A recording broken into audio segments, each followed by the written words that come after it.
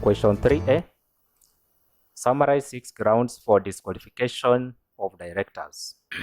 So these grounds include: if he fails to acquire qualification shares within 2 months or such a shorter period as stipulated in the Articles of Association. So when somebody has been appointed as a director, and if there's a requirement that is supposed to meet a certain amount of shares, then this person will have 2 months whereby he's supposed to acquire those shares.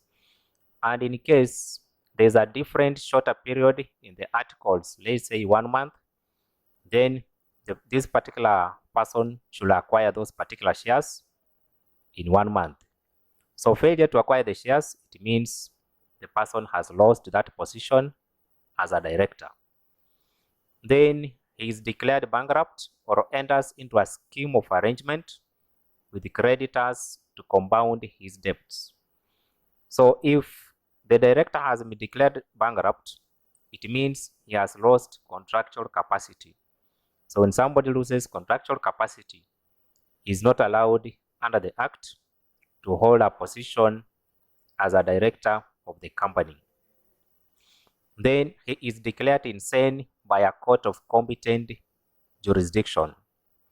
So when somebody is declared to be of unsound mind, again, it means the person has lost contractual capacity. And because a director will be contracting on behalf of the company, then somebody without contractual capacity will not be able to hold such a position. Then also, he fails to pay any calls in respect of shares of the company held by him within 6 months from the date the payment was fixed.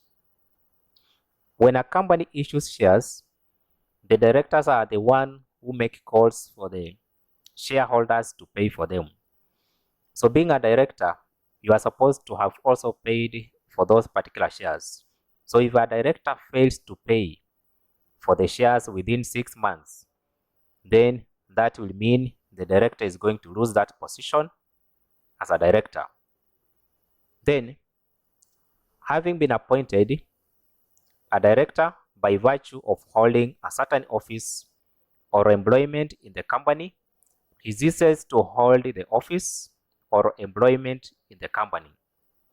So this person may be holding the position of a director because he's an employee of the company, or is holding a certain office in one of the stakeholders. So the moment the person loses employment or the person loses that office, then it means there's no reason why that person can be a director of the company. So it means he's going to lose that position as a director. Then in case of absence in meetings, the person has been absent for meetings for more than 6 months without reasons. So if 6 months elapses without a director attending meetings without a good reason, then this person is going to lose that position as a director. Then in case is removed by members in a general meeting by an ordinary resolution supported by a special notice. By special notice, we mean a notice of 28 days. So if the members in a general meeting have decided that this person is now removed as a director through voting, then the person is going to be removed and he loses the office. Question number 3B. Explain 4 grounds for disqualification from being registered as a company secretary. Who cannot hold the position or who cannot be registered as a company secretary?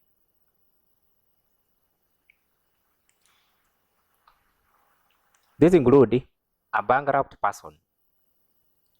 When somebody has been declared bankrupt, again, he's not to hold the position as a company secretary because it's a very important position in a company, and therefore he's not allowed to be a company secretary.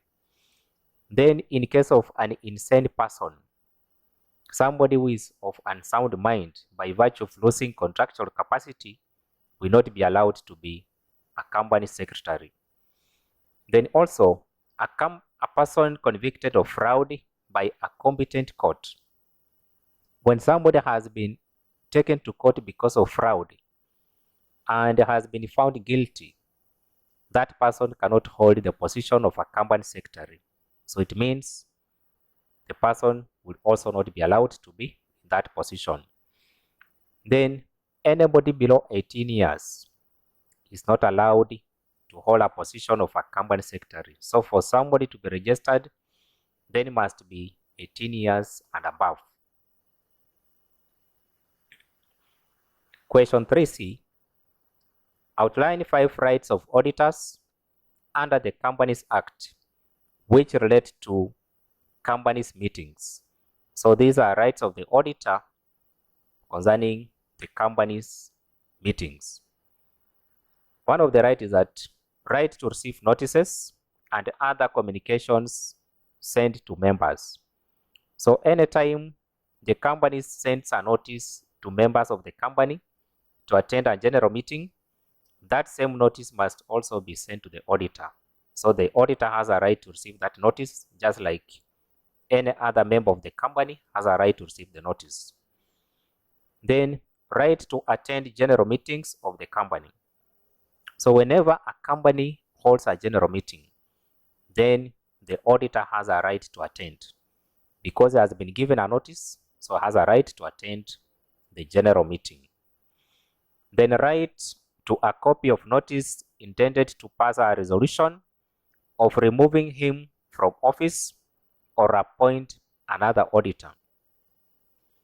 In case you want to remove the auditor from office, then the company is supposed to convene a meeting whereby members are supposed to vote on his removal. In this case, the auditor must be given a notice concerning that particular removal so that he can be able to make a representation during the general meeting. Then right to speak or make oral representation on a matter concerning audit report or his removal. The audit report is usually presented in a general meeting. That means the auditor is supposed to attend, and also the auditor is supposed to speak concerning that particular report. Then right to a special notice, i.e. a notice of 18 days in case of his intended removal. So if you want to remove the auditor from office, then this auditor must be given a notice, but it must be a special notice whereby it's a notice of 28 days. A company can convene meetings for 14 days, 21 days, but in case of removal of the auditor, then it must be a special notice of 28 days. Then right to a copy of resolution appointing him as an auditor. So the auditor is appointed by members in a general meeting. They are going to vote and come up with a resolution appointing a certain auditor. So the auditor has a right to get a copy of that particular resolution. Question 3D. Explain 5 circumstances under which a company might decide to undergo corporate restructuring. Examples of this corporate restructuring include amalgamation. Also, we have reconstruction. We also have takeovers. We have mergers. So the question says, explain 5 circumstances under which a company might decide to undergo corporate restructuring, which include these ones. One of it is that when a company is making losses. So if a company is making continuous losses, there can be need to change that particular trend, and it means they can opt for restructuring as a way of controlling or avoiding those particular losses. Then, if a company is not competitive, lack of competitiveness, So they can decide to make some changes in order to increase or improve the company's competitiveness. Then in case of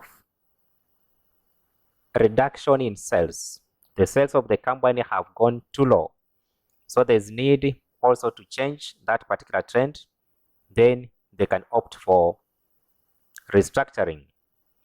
And we may also have cases whereby the company is having excessive debt to an extent that they are not able now to continue operating normally because of those particular debts. So to head up that situation, then it means they can opt for restructuring. And whenever a company also intends to grow, intends to expand, it may expand through restructuring. So they may opt for restructuring as a way of growth. Then they may be operating in one field of business, but now they want to diversify. So because of diversification, they can now opt to do reconstruction or restructuring. Then when competition is too much, when you have too much competition and the company feels it may not be able to sustain, it may not be able to survive that particular competition, then they can opt for restructuring.